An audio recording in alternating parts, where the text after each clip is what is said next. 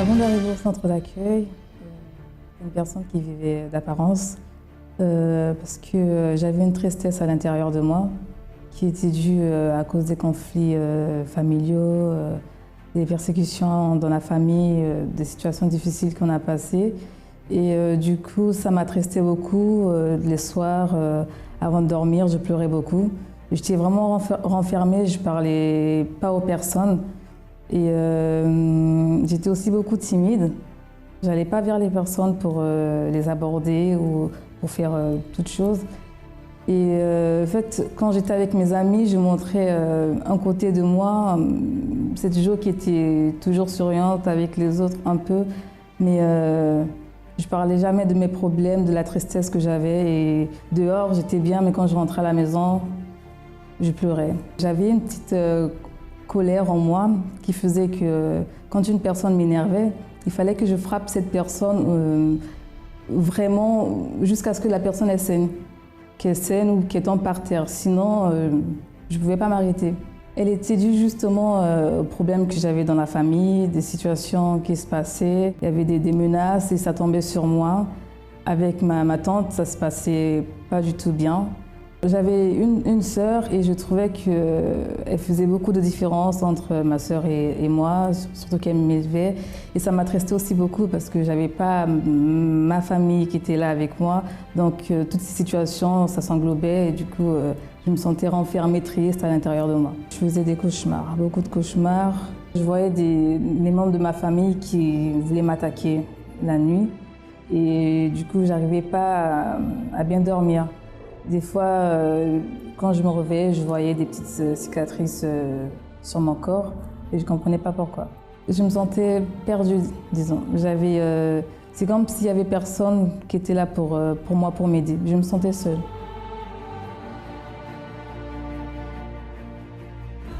J'ai connu le centre d'accueil par une autre de mes tantes qui a invité toute la famille, qui commençait à aller, mais moi, je ne voulais pas y aller. Parce que je me disais que je n'étais pas prête pour y aller et elle a vraiment insisté. Et le jour de mon anniversaire, je voulais connaître Dieu. C'est comme ça que je suis arrivée au centre d'accueil. J'ai commencé à suivre des chaînes de prière, les conseils qu'on donnait, je commençais à mettre en pratique.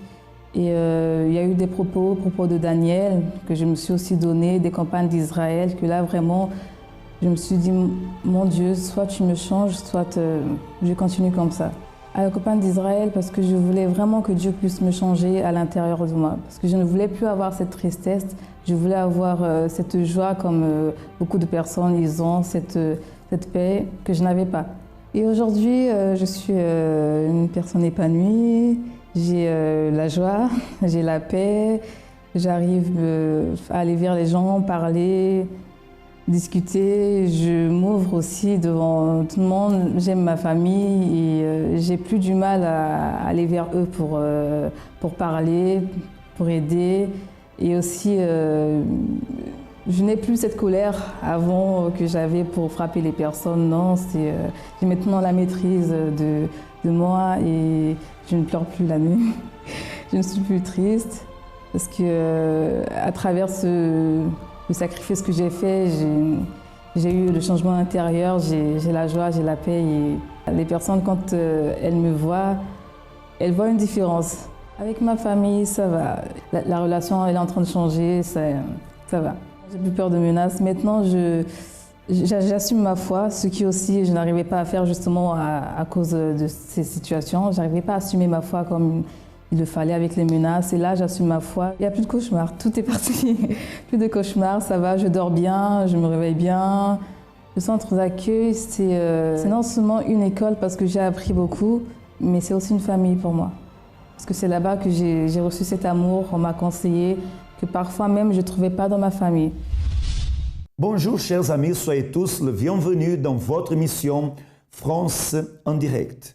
Sachez que les portes que vous ouvrez et les portes que vous fermez, elles décident la vie que vous êtes en train de vivre. Et la question est la suivante.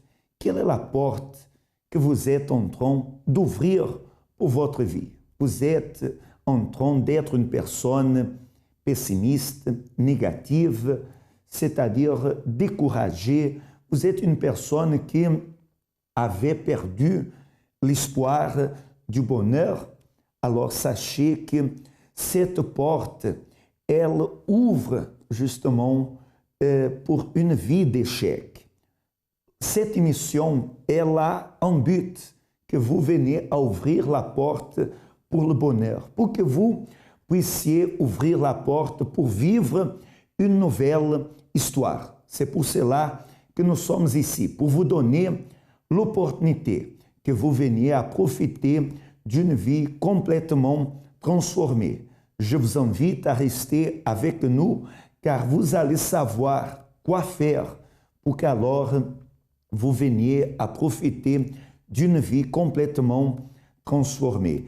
Je vais vous laisser aussi à votre disposition la ligne Amis 24 heures pour que vous puissiez vous confier, parler et alors recevoir une orientation pratique qui va vous amener à un surpassement de cette situation difficile que vous êtes en train de vivre. Vous pouvez appeler le 01 53 35 85 12 et alors vous allez pouvoir vous confier à quelqu'un qui va vous aider.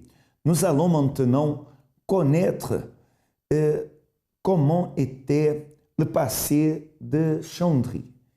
Vous allez savoir comment était sa vie, qu'est-ce qui était en train de se passer dans sa vie. Alors, restez attentifs et nous allons revenir tout de suite après. Avant d'arriver au centre d'accueil, j'étais quelqu'un qui, dès l'enfance, avait des principes, des bases, certaines valeurs par lesquelles j'ai gardé. Suite à un problème, on va dire, familial, j'ai dû connaître un déménagement. Mais ce déménagement-là, ça m'a, on va dire, ça a un peu changé mon quotidien, qui fait que j'en ai souffert. Et qu'en plus de ça, mon entourage, à cause de mon entourage, me transmettait, on va dire, un peu une certaine nervosité. Avec tout ce qui se passait, tout ce bouleversement-là, on va dire en un coup de la vie, a fait que, bon, à l'intérieur de moi, j'ai eu un mal-être qui fait que dehors, entre nous les jeunes, je m'emportais vite et j'avais une certaine colère qui fait que j'avais pas mal d'altercations. Mais bon, ça, c'est quelque chose que j'aimais pas. J'aimais pas être comme ça, mais je le montrais pas aux gens. Qui fait que, bon, bien que dans ma jeunesse, bon, je continue à partir à l'école, comme je vous ai dit, avec les bases que j'avais, les valeurs, je continuais ainsi, pas avec tout le monde, mais bon, c'est vrai que j'avais ce mal-être-là à l'intérieur de moi et qui se faisait beaucoup remarquer par pas mal de mon entourage. Le moment le plus difficile, moi je dirais, bon, après tout ce que je vous ai raconté, comme je vous ai dit, moi j'étais quelqu'un qui pensait beaucoup à ce qui s'était passé avant, mais aussi à mon lendemain, à mon futur. Donc ça fait que je me concentrais beaucoup sur l'école, malgré que j'ai grandi dans un quartier ou quoi que ce soit. Moi j'étais un jeune, je savais que non, moi c'est la réussite, c'est l'école, je dois aider mes proches qui m'ont fait grandir jusque-là. Donc le moment le plus difficile, c'est arrivé quand j'ai commencé un peu à sombrer dans ma vie scolaire. Donc c'est ça, on va dire que j'ai commencé à trop vouloir trouver une issue pour m'en sortir en fait. Le parcours était assez correct, juste vers la fin, où on va dire c'est plus les réalités de la famille qui fait que bon, j'ai dû commencer à travailler, j'ai dû commencer à... En fait, j'ai commencé à avoir un peu plusieurs tâches, en fait, on va dire, et commencer à gérer un peu tout ça, sachant que j'avais presque encore rien fait dans la vie. Je trouvais que voilà, ça en faisait un peu trop pour un jeune de mon âge. J'ai plus beaucoup commencé à gérer ça. Il faut vous dire que j'ai commencé aussi à être un peu négligent, parce que dans la jeunesse, on aime faire la fête, on aime voilà, se décontracter. Ça fait que voilà, j'ai un peu sombré dans ça, qui fait que voilà, après ça commence à être difficile parce que c'est là que j'ai commencé à en vouloir à tout ce qui s'était passé avant. J'ai vu que c'était le résultat de tout ce qui s'était passé avant en fait. Les membres de famille, sachant que je ne mettais pas toute leur faute sur eux, c'était pas à cause d'eux que je sombrais à l'école, mais je veux dire que des choses que je commençais à faire à côté, aller travailler, sachant que ça me faisait plaisir d'aider la famille ou quoi que ce soit. Mais je me disais que voilà, sachant qu'à la maison aussi on nous donne des conseils, il faut faire ça, il faut réussir. Je me disais que moi on me donne des conseils, tout ça, des choses, mais voilà, il y a des choses qu'eux-mêmes ne vivent pas. Et moi j'étais quelqu'un après qui commençait à être dans ma tête, à vouloir l'aide de personne. Je voulais me débrouiller tout seul, mais bon, au final, je savais que je devais avoir un appui, mais moi, c'est ce qui commençait à se passer dans ma tête. Voyez l'humiliation, la souffrance qu'il a traversée due à toutes les difficultés financières que sa famille, elle traversait, et cela l'a amené à être une personne agressive, mais qui a causé seulement des problèmes dans sa vie. En plus, lui n'arrivait pas à vaincre dans sa vie scolaire justement tous ces problèmes qu'il traversait.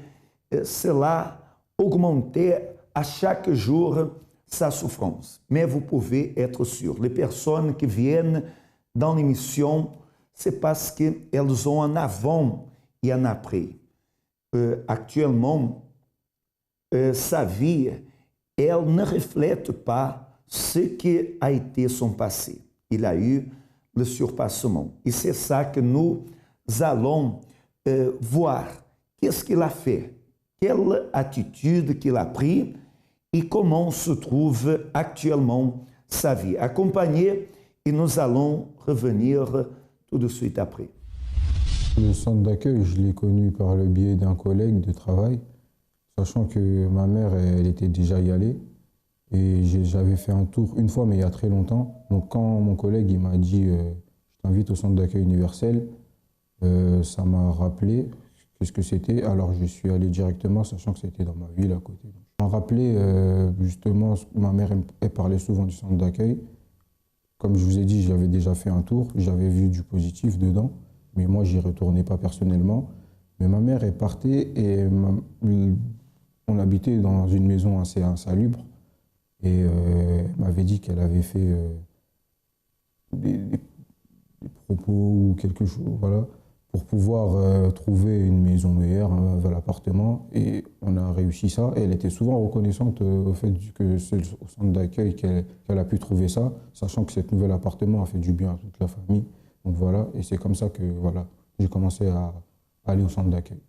Quand je suis venu, bon, j'ai commencé à écouter toutes les paroles qui étaient dites, des choses qui concernaient bon, la vie de tout le monde en général, mais ma vie personnelle aussi. Alors moi, je prenais ce qui me concernait, qui fait qu'au fil du temps, à force d'y aller, j'ai commencé à avoir plus de foi à l'intérieur de moi, parce que moi, il fallait que je m'en sorte.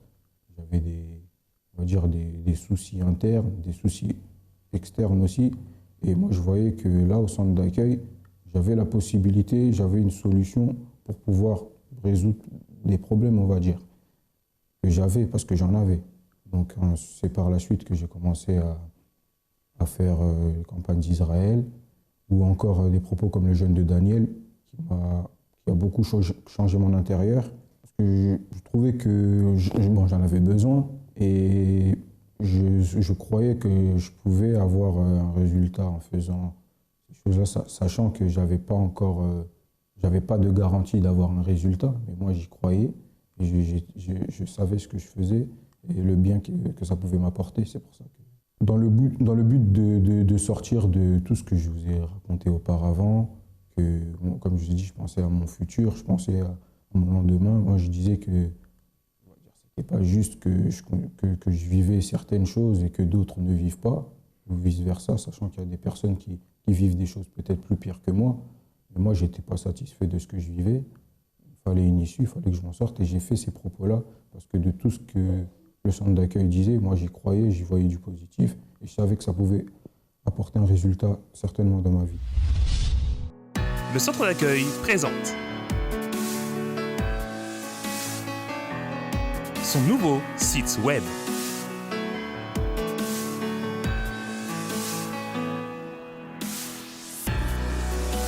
Il y a beaucoup de nouveautés, des messages positifs et de motivation. Vous pouvez assister à nos émissions de télé et écouter la radio positive. Découvrez notre travail. Les groupes.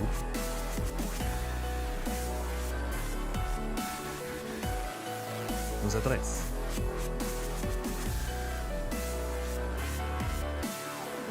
Les horaires.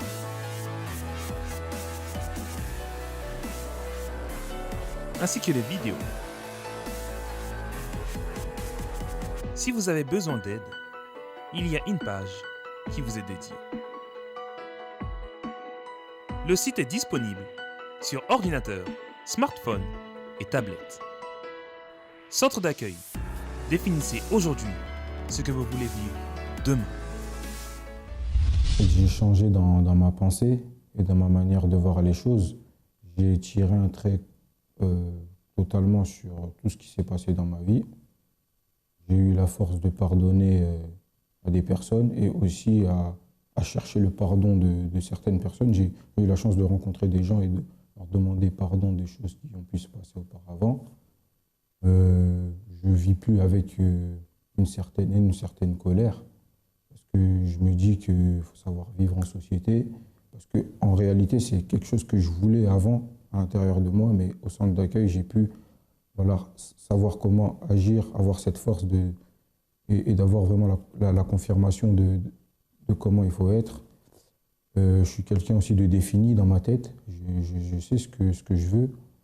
Et même dans le domaine professionnel, j'ai trouvé ma voie, sachant que je ne m'arrête pas à ce que j'ai commencé. En fait, je sais que je vais devoir évoluer, mais j'ai trouvé ma voie, c'est clair dans ma tête, pour pas toujours à rester à douter ou à réfléchir à ce qu'on va faire. Voilà, je vois les choses de manière positive en regardant de l'avant, en fait. On va dire que des manières de réagir, des manières de répondre, des manières de parler, des manières de se comporter, des choses que je faisais déjà avant, mais on va dire que ça, c'est plus constant, en fait, avec une autre mentalité. Avant, on agissait pour pouvoir, je sais pas moi, pour chercher une justice ou quoi que ce soit, mais là, on se dit que non, c'est pas comme ça. Au centre d'accueil, on nous apprend c'est quoi la vraie vie, en fait. Il y a des manières d'agir, en fait, c'est pas ça la réalité des choses. Dans le monde où dehors, on nous apprend c'est comme ci, c'est comme ça, mais en fait, c'est pas ça. Le centre d'accueil, pour moi, on va dire, c'est une force.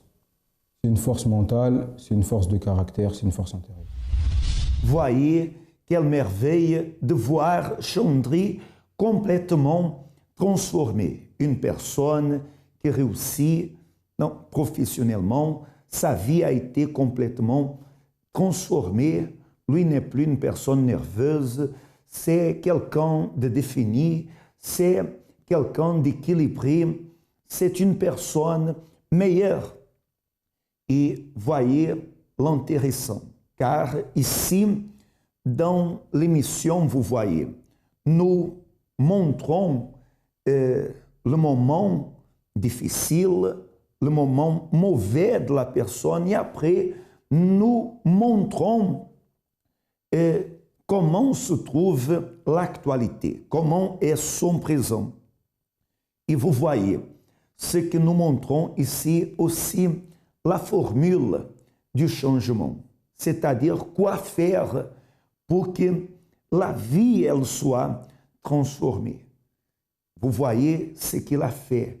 Il a pris des attitudes, venir au centre d'accueil, il a saisi l'opportunité de sacrifier d'une façon volontaire sur l'autel du Dieu vivant.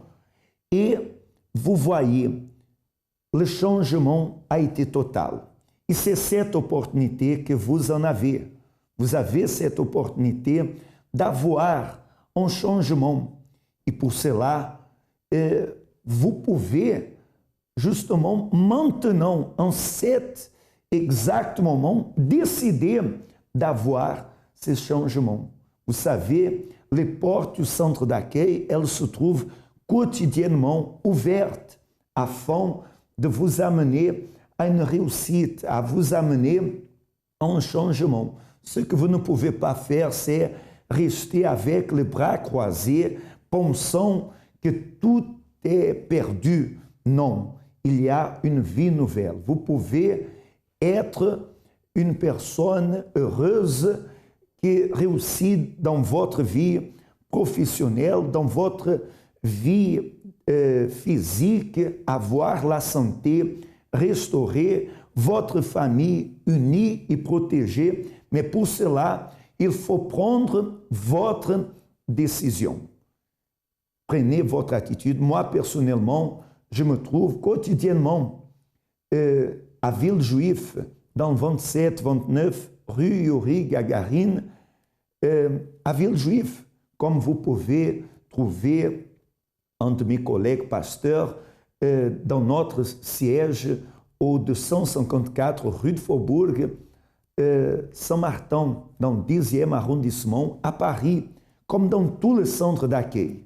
Vous allez pouvoir arriver et être bien accueilli, et là, vous allez recevoir la direction à prendre qui va vous amener à avoir une vie complètement transformée. Nous allons à d'autres cas véridiques et nous allons revenir tout de suite après. Ma vie était complètement détruite. Vraiment, j'étais pas terre, j'étais malade, j'étais endettée, j'avais des problèmes familiaux. Quelle maladie vous aviez? J'avais le diabète, et c'est là pendant 7 ans. 7 ans. Oui. Et ce diabète-là, je suis arrivée à un point où j'avais 7 piqûres, 8 contrôles par jour. Avec ce diabète-là, j'ai eu la tension, j'ai eu l'asthme, et j'avais l'oxygène la nuit parce que je ne pouvais pas respirer de moi-même. Et ensuite, j'ai eu la dépression. Dépression. La dépression. Oui. Avec la dépression, j'étais complètement pas terre. Je voulais en finir avec ma vie parce que je ne vivais pas. J'étais seule au monde parce que quand on est dépressive, Personne ne comprend. Personne ne comprend, on est délégué. Je ne pouvais pas laver les mains ou me laver. Vous aviez un complexe d'infériorité en vous-même. Oui. Et c'est là, ça a duré. Et un jour, j'ai rencontré une voisine donc qui m'a montré la porte de centre d'accueil. Et j'étais allée voir mon généraliste et je lui dis, je ne veux pas continuer à prendre les médicaments. Je vais me battre. Avec Jésus, je vais réussir.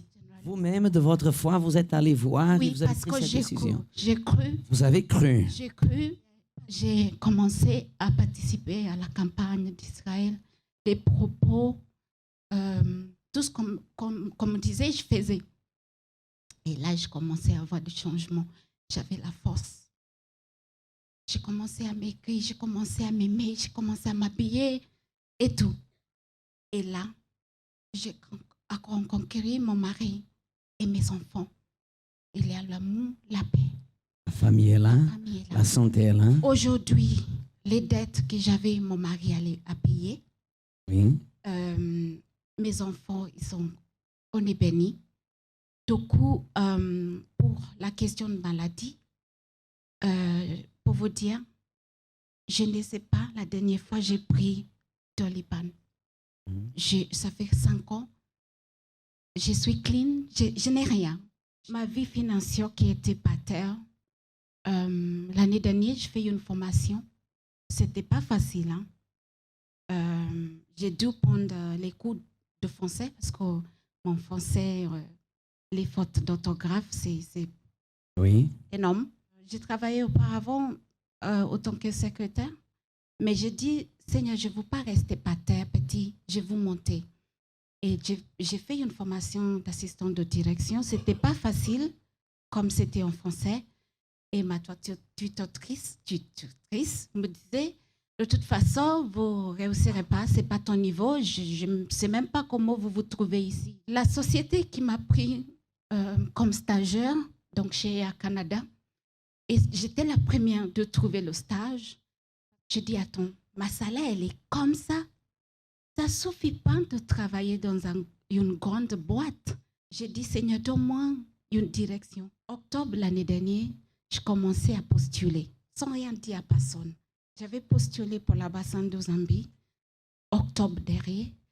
Le mois dernier, on m'a répondu une offre de travail. Aujourd'hui, je présente à l'UNESCO l'ambassade de Zambie.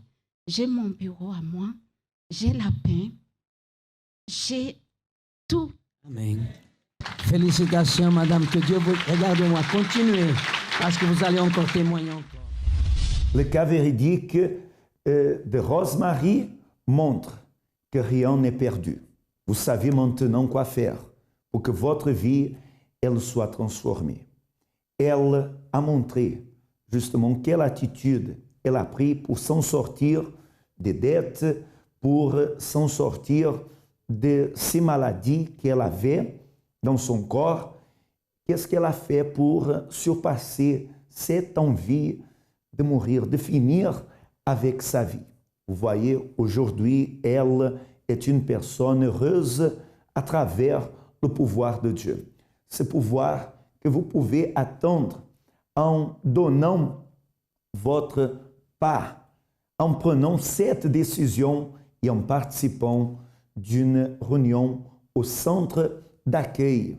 Ce dimanche, saisissez votre opportunité, car le pouvoir de Dieu, il va se manifester dans votre vie si vous venez décider justement à avoir un changement dans votre vie. D'accord? Chers amis, nous arrivons à la fin de notre émission. Ça a été un immense plaisir d'être là ensemble avec vous. Que le Tout-Puissant illumine votre vie et à la prochaine.